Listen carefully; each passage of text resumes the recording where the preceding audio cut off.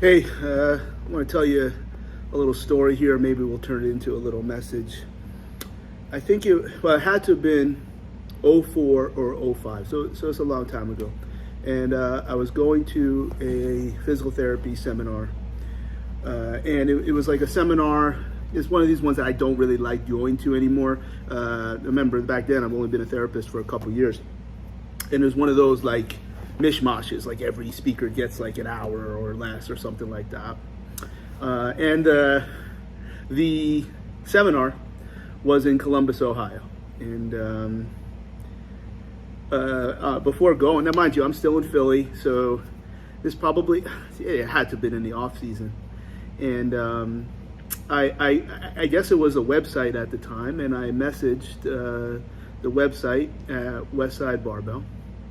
And I said, my name's Charlie Weingroff, blah, blah, blah. I'm trained by Bill Crawford. You know, I didn't like say much more than that. And I was hoping if I would be able to come by the gym, not really knowing that that's not something that's, really as open as maybe other things or what we expect in certain places. So I pretty much, a very short period of time goes by. I'm saying like a day, maybe nobody responds, or who knows what it is. And Doris Simmons responds and says, yeah, we'd love to have you. You're welcome. And blah, blah, blah. Here's the instructions on how to get here. And, just say, this email when you get there.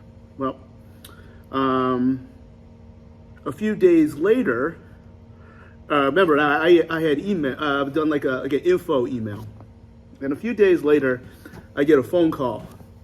And it's a very, very distinguishable voice, and it's Louie Simmons, and I'm not gonna do his voice. I think people have heard me do it enough, and basically say, hey, I saw that you messaged, and when are you gonna be in town? And as that conversation went, it was very benign because I'm like, oh my God, I'm talking to Louie Simmons, and felt very similar to the first time. I've met other people in the profession that I really looked up to. And he had not known that Doris had already extended the invite. And Louis said, yeah, we checked you out. Like, we'd like to see what you can do. I'm like, holy mother of God. Like, wow. Like, and I hadn't gone for elite yet or anything like that, but, I'd done some things. I didn't go.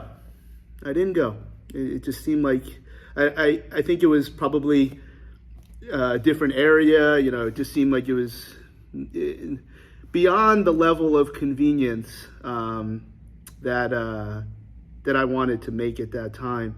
And basically what could have been an opportunity for me to train there, I am very, very comfortable saying years later that I was a bitch. I was a punk. I didn't make the commitment that other powerlifters. Now, I might have had reasons.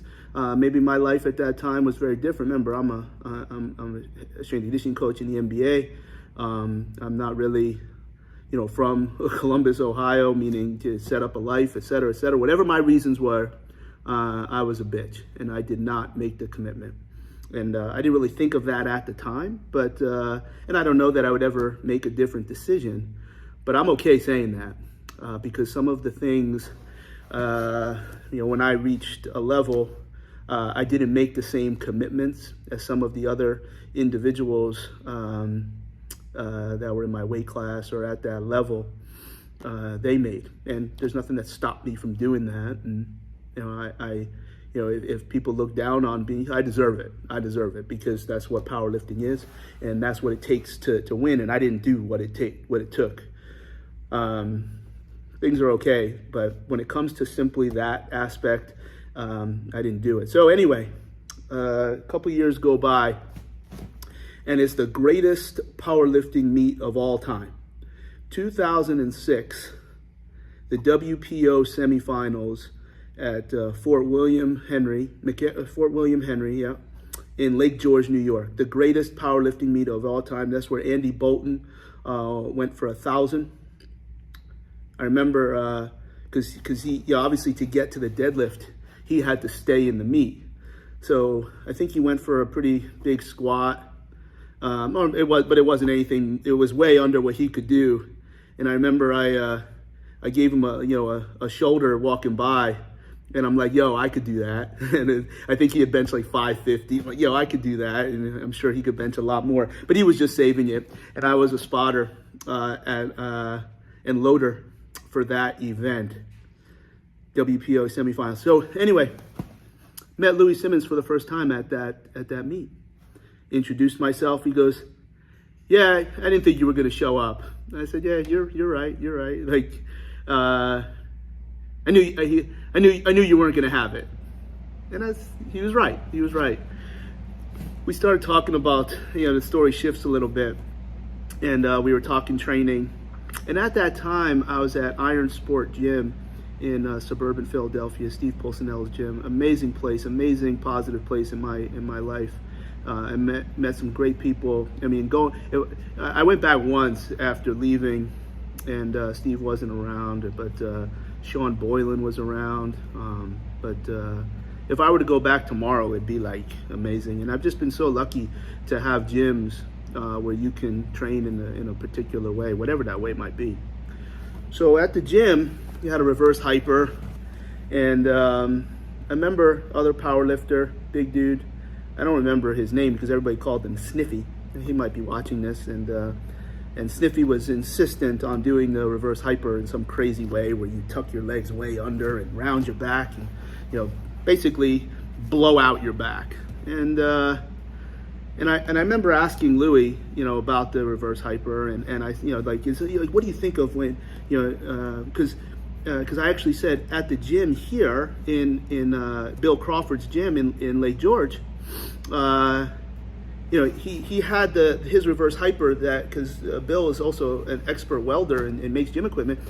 The fulcrum was so far underneath that you couldn't let your legs go all the way through. And he goes, "Yeah, if anybody's rounding their back too much on the reverse hyper, they're doing it wrong." Okay, and I remember coming back to after the rest of the story. I'm like, well, this is what Louie Simmons said, and blah blah blah. So. But going back to at the meet, it was during one of the breaks, and they kept calling him the Kid. His name, I know his last name was Kutcher. He's one of the Russians, and he probably weighed like 148 or 165. I think he pulled like 865.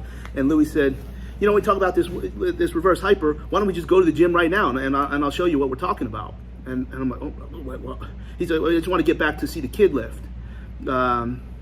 So a few minutes later, Louie Simmons is sitting in the front seat of my Chevy Avalanche, and we're driving around the hotel in Lake George because Bill's gym in that hotel, it was all the way in the total other side of the meeting rooms where the powerlifting meets typically were. His gym was in the old church, because this is a real fort, like back in the day, and it had a church, and Bill had his gym in this old church. So he had to drive, a little bit, and, we're just chatting, and we walk into the gym, and remember, I'm not, however old I was at the time, in my 20s, and you walk in, and it's like every West Side guy is there warming up because all the big guys hadn't lifted yet, and it's like, oh my God, that's so-and-so, and that's so-and-so, and oh wow. And I walk in with Louie Simmons, and we just, elbow up to the reverse hyper, and he just starts talking, and he just starts talking, and what happened next. Every single individual in the gym was surrounding the reverse hyper and listening to Louie Simmons speak. I don't have a ton of other stories or connections to Louie Simmons, but how I felt when this relative stranger, who I did not make a commitment to, I was a punk, was so accommodating, and I can only wish that somebody tells a story like this about me one day. So it's I think a lot of people would say, like, I didn't suck in powerlifting, but I didn't take steroids at that time, and I didn't even have the gear that everybody else had. And people would say, like, like, man, like, you should do this, you should do this. I just never did it. And but a lot of the things that I learned that made me not suck, I learned. Never did Westside, because you can't do Westside unless you're at Westside.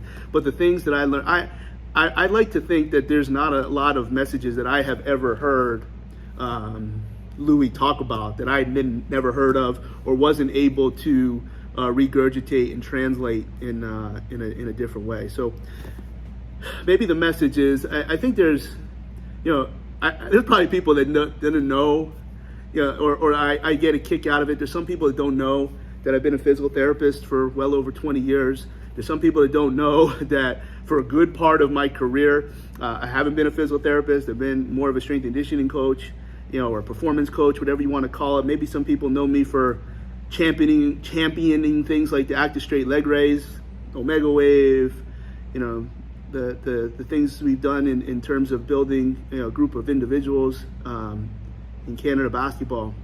But read what Louie Simmons has written and listen to what he said, because at the end of the day, it's not that different. Maybe you think that it's a good idea, you want to do everything in one day. Well, he just wants to do it in a week. And you pick your exercises in a certain way, and he picks his exercises a certain way.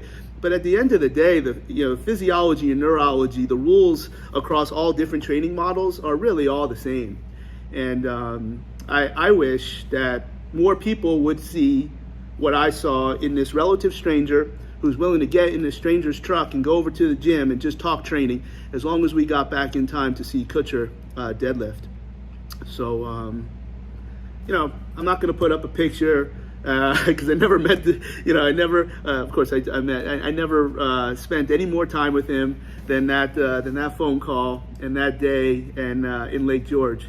So I don't. It's interesting because I don't have this incredible volume of connection, but I know a lot of the way that I think and the way that I try to help other people is from a lot of the things that I learned from Louie Simmons, and I just thought this was a good time to tell that story. So hope that makes sense. And that dog on your shirt.